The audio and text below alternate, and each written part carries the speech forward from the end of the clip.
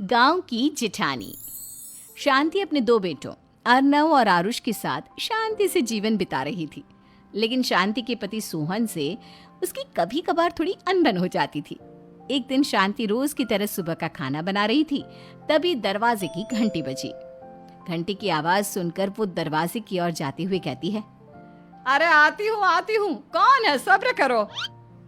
शांति दरवाजा खोलती है तो देखती है कि उसके जेठ मोहनदास सामने खड़े होते हैं। वो सक पकाकर अपना घूंघट करती है और पैर छूकर कहती है, आइए आइए जेठ जी। कैसी हो शांति? जी मैं तो बिल्कुल ठीक हूँ, सब आपकी मेहरबानी है भाई साहब। शांति और मोहनदास की बातें सुनकर शांति का पति सोहन और उसके दोनों बेटे बाहर आ जाते हैं। अरे भैया राम राम, कैसे हो आप? राम राम भाई। अरे शांति, ऐसे खड़ी खड़ी क्या देख रही हो? चाय कॉफी कुछ लेकर आओ, भैया आए हैं। शांति तेजी से रसोई की ओर आगे बढ़ती हुए कहती है, अरे मेरी माँ, गेट खोलने के चक्कर में मेरे तो चावल ही जल गए। वो दौड़ी दौड़ी रसोई में जाती है और देखती है कि सारे चावल जल गए हैं। वो दोबारा चावल बनाने में लग जाती है। इतने में सोहन आवाज लगाता है, अरे शांति, तुम्हारे चावल का रोना खत्म हो गया हो तो चाय ले आओ। जी लाती हूँ अभी। शांति जल्दी जल्दी चाय बनाती है और मोहनदास को चाय देती है।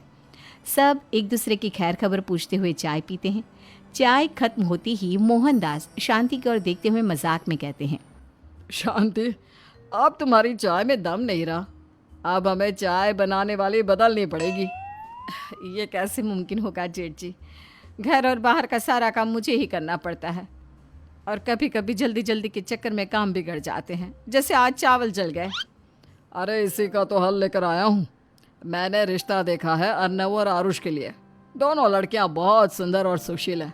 अगर आप दोनों इजाज़त दें तो बात करूँ आगे। सोहन और शांति रिश्ते की बात सुनकर कहते हैं, अब ठीक है, बात चलाइए ना भैया, पर पहले लड़की के बारे में कुछ बताइए तो सही। हाँ हाँ भाई साहब, लड़की कैसी है, परिवार कैसा है, कहाँ के रहने वाले हैं?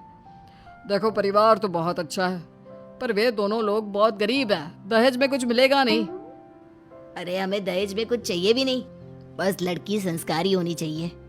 एक लड़की तो पढ़ी लिखी है और शहर की रहने वाली है, पर दूसरी अपनी गरीबी की वजह से पढ़ न सकी और गांव में रहती है।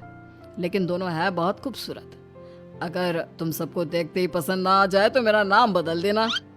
हाँ, पर तो हम आके मूंद कर भरोसा कर सकते हैं भैया।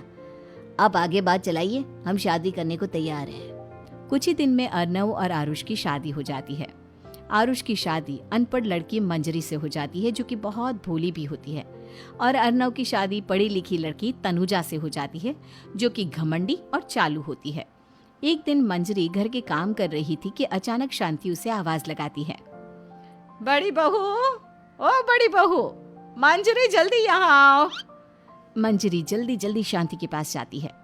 बेटा मेरे पैर दबा दे, बहुत दर्द हो रहा है। जी माँ जी, बस बर्तन धोकर आती हूँ। अरे बैठ यहाँ, मेरे पैर में बहुत तेज दर्द हो रहा है। बर्तन छोटी बहू धो लेगी। मंजरी शांति के पैर दबाने लगती है तो शांति तनुजा को आवाज लगाती है, छोटी बहू, ओ छोटी बहू। तनुजा थोड़ी देर से आराम से चलकर आती है। जी माँ जी, आपने बुलाया मुझे? आपको कोई काम था क्या? तू कुछ काम कर रही है या? शांति की बात काटते हुए तनुजा बोलती है, कुछ नहीं माँ, फोन पर अपने घर पर बात कर रही थी। अरे बाद में बात करियो अपने घर वालों से, पहले जाके बर्तन धो ले। तनुजा मुंह बनाते हुए अपनी जिठानी की ओर देखती है और मन ही मन कहती है, ये महारानी वहाँ बैठी है, ये नहीं कि बर्तन धो ले। मैंने इतनी पढ़ाई बर्तन धोने के लिए की थी क्या? तनुजा दांत पीसकर वहां से चली जाती है। अगले दिन सब दफ्तर चले जाते हैं, तभी डाकिया चिट्ठी लाता है। शांति चिट्ठी लेकर मंजरी से कहती है, बड़ी बहू, जरा छोटी बहू को बुलाना, एक चिट्ठी आई है। मेरी तो आंखें कमजोर है तो मुझसे पढ़ा नहीं जाएगा। मंजरी तनुजा के पास जाकर कहती है, तनुजा, तुम्हें माँ जी बुला रही हैं। मुझ पर हुक्म मत चलाओ, काम बताओ काम। अरे मैंने तुम पर कहाँ हुक्म चलाया, और हुक्म चला भी दूंगी तो क्या हुआ? तुम तो मेरी छोटी बहन की तरह हो ना। तुम जैसी अनपढ़, जाहिल और गांव की गवार मेरी बहन नहीं हो सकती। बेचारी मंजरी तनुजा की बात सुनकर अपना सा मुंह लेकर रह गई।